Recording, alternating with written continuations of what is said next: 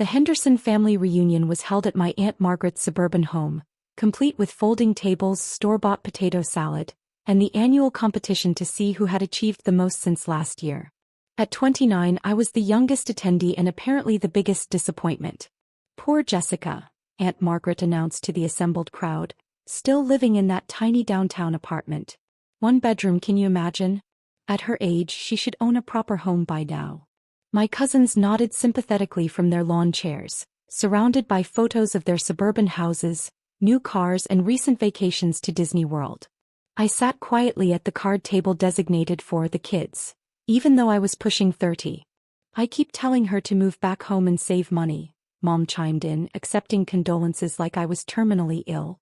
But she insists on staying in the city with that little art business of hers. Cousin Sarah leaned forward conspiratorially. What exactly do you do again, Jess? Something with paintings. I'm an art consultant, I said quietly. I help collectors acquire pieces for their portfolios. Uncle Bob snorted from behind his beer. Art consultant. That's not a real job, honey. That's a hobby with a fancy name. You should get into something stable like Sarah here. She's a dental hygienist. Good benefits, steady paycheck. Sarah beamed proudly. Just bought a 3-bedroom colonial in Westchester. 2-car garage, finished basement. That's what success looks like, Jessica. Not renting some shoebox in Manhattan. For 3 years I'd endured these conversations. My family saw my modest lifestyle and assumed failure. They didn't know that my little art business had quietly become one of the most exclusive consulting firms in the country, with clients spanning tech billionaires, Hollywood stars, and European royalty. The NDAs I signed were ironclad, and honestly I'd grown tired of defending myself. She's stubborn, Dad explained to his brothers. Always was. We raised her with good values, but she got these big city ideas. Thinks she's too good for normal life. Cousin Mike, recently promoted to assistant manager at a car dealership, shook his head knowingly. The city changes people. Makes them think they're better than they're raising. Jessica probably spends half her paycheck on rent for some closet-sized apartment. More than half, Aunt Patricia said with authority, though she'd never set foot in Manhattan. I read that people pay $3,000 a month for studios in New York. $3,000. That's more than my mortgage. I took a sip of my iced tea and stayed quiet. My tiny apartment was actually a 5,000-square-foot penthouse on the Upper East Side that I'd purchased outright last year. But explaining that would require explaining how I'd made enough money to buy it, and my family wasn't ready for that conversation. Remember when you wanted to be an artist? Sarah asked with a patronizing smile. Playing with finger paints and thinking you'd be the next Picasso? At least now you're sort of in the art world, even if it's just, helping other people buy real art. The condescension was thick enough to cut with a knife. My family had spent years treating my passion for art as a childish phase I'd eventually outgrow. They didn't know that I'd discovered I had an eye for spotting undervalued masterpieces, or that my recommendations had helped clients acquire pieces that later sold for tens of millions. The important thing is she's trying, Mom said charitably. Even if it's not working out the way she hoped. There's no shame in coming home and starting over. Uncle Bob leaned back in his lawn chair. Exactly. Pride goeth before a fall. Jessica's learned the hard way that dreams don't pay bills. Better to accept reality and find something practical. I watched my cousins exchange knowing looks, their expressions mixing pity with superiority. Sarah had married her high school boyfriend and worked at the same dental office for 8 years. Mike sold used cars and lived in the same town where we'd grown up. To them I was the cautionary tale about reaching too high. I worry about her living alone in that dangerous city, Aunt Margaret said, fanning herself with a paper plate. No husband, no family nearby. What happens if something goes wrong? Who's going to take care of her? That's what happens when women choose career over family, Uncle Bob declared. They end up alone with their cats and their regrets. I don't have cats, I said mildly. Yet, Sarah added with a laugh. Give it a few years. All single city women end up with cats. The conversation drifted to safer topics. Sarah's promotion to head dental hygienist, Mike's plans to buy a boat, my cousin Jamie's pregnancy. I sat listening to the familiar rhythm of small-town success stories, each one designed to highlight my apparent failures. Turn on the TV, Aunt Margaret announced as the afternoon heat grew unbearable. Let's get some air conditioning going and watch something relaxing. She grabbed the remote and flipped through channels, settling on what looked like a home design show. The screen showed an elegant living room with floor-to-ceiling windows overlooking Central Park. "Oh, I love these house tours," Sarah said, settling in with a fresh drink.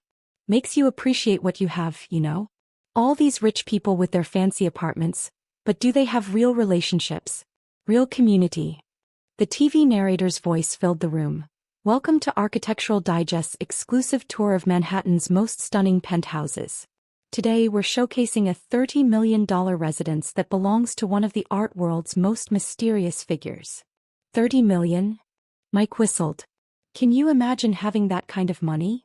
"New money," Uncle Bob said dismissively. "Probably some tech brat or crypto scammer. No class, just cash." The camera panned across a massive living space with museum-quality paintings adorning the walls. The narrator continued. "This penthouse belongs to Jessica Chin, founder of Chin Art Acquisitions, widely regarded as the most successful art consultant of her generation." I felt my stomach drop as my name echoed through Aunt Margaret's living room. "Jessica Chin," Sarah mused. "That's funny, same first name as our Jessica." The camera moved through rooms I knew intimately: my home office with its wall of first-edition art books, the climate-controlled gallery space where I stored pieces between sales, the master bedroom with its panoramic city views. "Chin built her empire by age 25, the narrator explained, discovering and acquiring pieces that have revolutionized private collections worldwide. Her client list reads like a who's who of global wealth and influence." Uncle Bob was leaning forward now, squinting at the screen. "Wait a minute. That woman looks familiar." My heart was pounding as the camera focused on a professional headshot of me standing next to a recently authenticated Monet. My family's voices grew quiet as recognition dawned. "That's..." Mom started, then stopped. "That can't be," Sarah whispered, her voice barely audible. The show continued relentlessly. Chen's most recent acquisition broke auction records when she secured a lost Van Gogh for an anonymous collector. Industry insiders estimate her annual commission earnings in the high 8 figures. Aunt Margaret grabbed the remote and turned up the volume as if she couldn't quite believe what she was hearing. "The penthouse itself showcases Chen's impeccable taste," the narrator continued as the camera toured my kitchen, the one with marble countertops and professional-grade appliances I'd never mentioned to my family. Each room features carefully curated pieces from her personal collection, including works by Picasso, Rothko, and Basquiat. The silence in the room was deafening. 23 family members sat frozen, watching a detailed tour of my home, the tiny apartment they'd been pitying for years. "This piece," the narrator said, focusing on a painting above my fireplace, "is an early Picasso that Chin discovered in a private estate sale. Experts value it at approximately $12 million.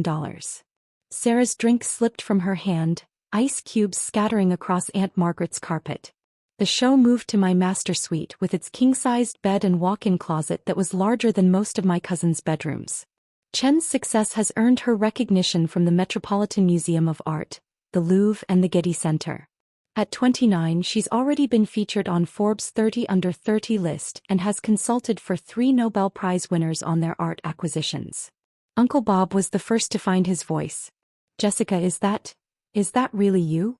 I looked around the room at my family's stunned faces.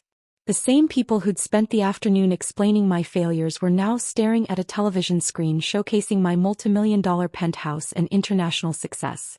"It appears to be," I said calmly. Mom's hand was pressed to her chest. "Honey, why didn't you tell us?" "When would I have told you?" I asked. "Between the lectures about getting a real job? During the explanations about how art isn't a career? While you were telling me to move home and start over?" The TV continued in the background, showing my terrace garden with its view of the entire Manhattan skyline. The narrator mentioned my partnership with Sotheby's and my upcoming exhibition at the Whitney Museum. "But you said you lived in a tiny apartment," Sarah whispered, her face pale. "You said I lived in a tiny apartment," I corrected. "I never confirmed it. You assumed because I don't drive a flashy car or wear designer clothes that I was struggling." Cousin Mike was scrolling frantically on his phone. "Holy shit, Jessica's on Wikipedia. It says here she's worth over $50 million. Language," Aunt Margaret scolded automatically, but her heart wasn't in it. She was staring at the TV screen where my home office was being showcased, complete with awards from international art institutions. 50 million? Dad's voice cracked. Jessica, is this real? The penthouse alone is worth 30 million, I confirmed. The art collection is valued separately. Uncle Bob had gone completely silent, which might have been the first time in recorded history. Sarah was still staring at the screen where my bathroom, complete with marble-soaking tub and city views, was being featured. You've been lying to us, Aunt Patricia accused, though her voice lacked conviction. I've never lied, I said. I told you I was an art consultant. I told you I lived in Manhattan. I told you I worked with collectors. You chose to interpret that as failure. The show was wrapping up with exterior shots of my building, one of the most exclusive addresses in New York. Chen's success story proves that passion, combined with expertise and determination, can create extraordinary wealth. Her influence on the art world continues to grow, with collectors worldwide seeking her guidance on acquisitions. As the credits rolled, my family sat in stunned silence. The afternoon's casual cruelty hung in the air like smoke, impossible to take back or ignore. We didn't know, Mom finally said. If we'd known, you'd have treated me differently? I shook my head. That's exactly why I didn't tell you. I wanted to know how you really felt about my choices. Sarah tried to recover. But Jessica, we're family. We love you. We were just worried. You weren't worried, I said, standing up. You were embarrassed. You wanted me to fit into your definition of success, and when I didn't, you decided I was the problem. I picked up my purse, a simple black bag that happened to cost more than Mike's monthly salary, though they'd never know that. Where are you going? Aunt Margaret asked. Back to my tiny apartment, I said. The one with $30 million worth of real estate and a Picasso above the fireplace. As I walked to my car, a modest sedan I kept because I liked it, not because I couldn't afford better, I could hear urgent whispers starting behind me. By tomorrow, the entire extended family would know about the Architectural Digest feature. By next week, they'd probably be calling with investment opportunities and requests for loans. But I was done seeking their approval. I'd built something extraordinary while they complained about my choices, and I'd done it without their support or understanding. 6 months later, I opened the Chin Foundation for Arts Education, focusing on providing opportunities for young people whose families didn't believe in creative careers. The first scholarship recipient was a talented painter whose parents wanted her to become an accountant.